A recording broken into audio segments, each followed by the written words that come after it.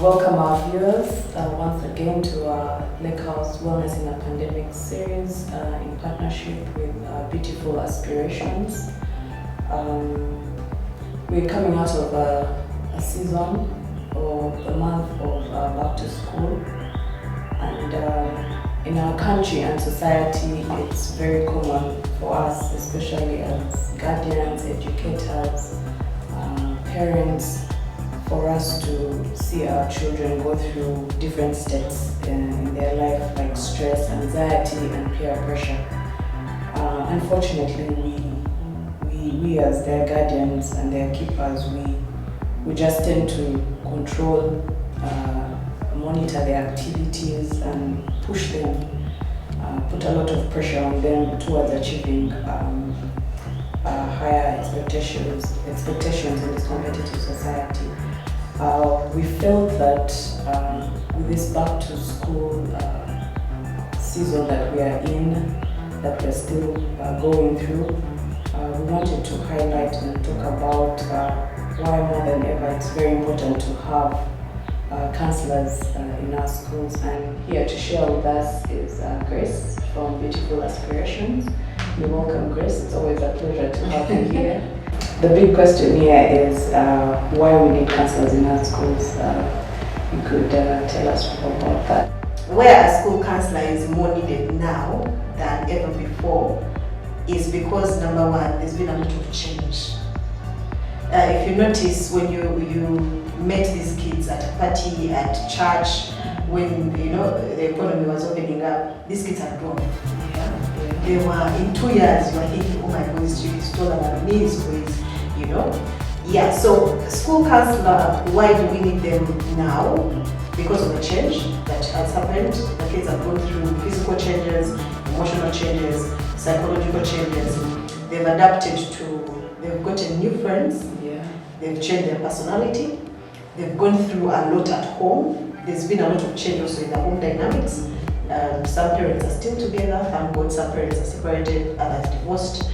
Others are still struggling, And then back to school, the dynamics also changed. You have to fit in, probably in a different stream, probably change school, probably your teacher is no longer your teacher, and there's a lot, probably also different activities that used to, that the kids loved and now.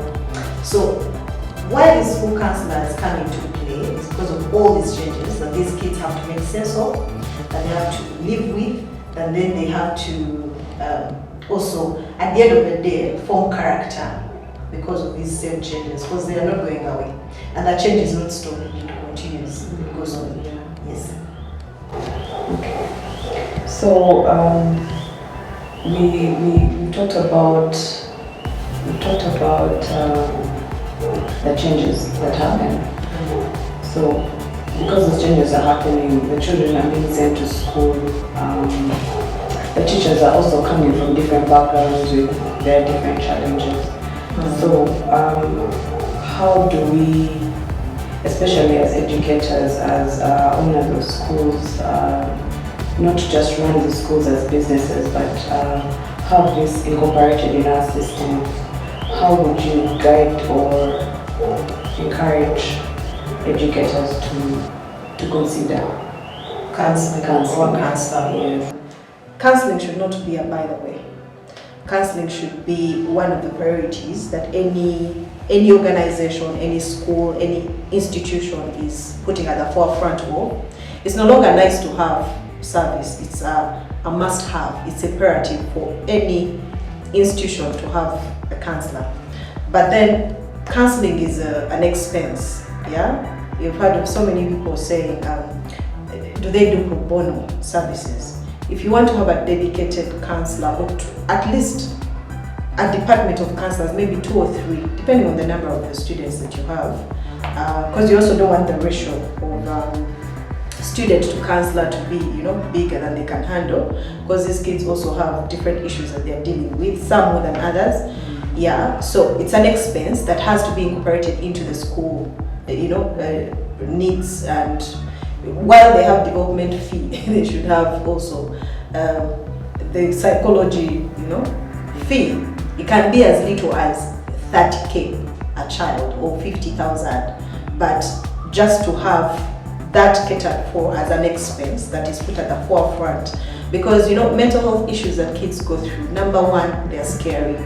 Number two, these kids feel ashamed or humiliated to even share with their friends that I'm struggling with ABCD.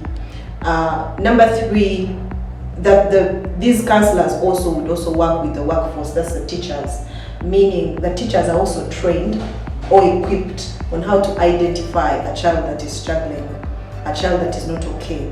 Because you might have a child that is used to be happy, and then now they are withdrawn. You feel like they are not as happy as they used to be, they are not as expressive as they used to be. So how do you then, even these counselors are not only for the students, but you need to have a counselor that would ideally train these teachers on how to, number one, identify that they're not okay, and then identify that someone in their class is not doing okay and needs a particular kind of support. Is it psychosocial? Is it emotional? Should they involve the parents? When do they involve the parents? And how do they, communicate the message so that the kids feel, number one, protected, but at the same time, helped. Yeah. So I think our takeaway from this is, as educators or owners of schools and education facilities, I think in our boards we need to have this discussion. We need to have it planned for in our budgets. I think it's also very important, like you said, that we have teachers sort of take on this as a practice or an extra skill, because they interact with the children a lot. And maybe also having a counselor actually actively participate in as an employee in the school. And that's the whole thing. This has to be in-house counselor, meaning this particular counselor is attached to the school, meaning this particular counselor sits at the school. You see, like how we have a nursing, the nursing, was it sick bay? Yes. Yeah, there was a nurse dedicated to. So this counselor needs to be with an office space, or the department of counselors needs to have designated area where that is, where you go in case you have an issue, in case a teacher identifies an issue. And in schools, I think more than ever, it will have to be mandatory referral, where a teacher says, you know what, I identified this child, I don't know what they're going through, but they need to see a counselor. And yes, they book them time, they say, before you come to class today at 10 a.m. you have. So basically they have to, it has to be an in-house counselor, not someone who is seated different place and in the school there is, because you have to be at the scene of possible crime, yes. Okay. Our viewers, I think the process of introducing counselors into our schools is not something we should take on immediately or in a rushed manner. It's something that should be well thought, parents brought on board as well, and actually sort of giving a session on understanding why this is being done, because for them it will be about the money. They're spending money on so many items that our children need. But at the end of the day, like we're always preaching, all this is meant to help us mentally. It's meant to help our children cope well at school, cope well with their teachers, have good relationships with their teachers where they can freely express, and in a way it is also able to sort of guide them on their career growth, make good decisions, freely express themselves. So I think it's something we should consider.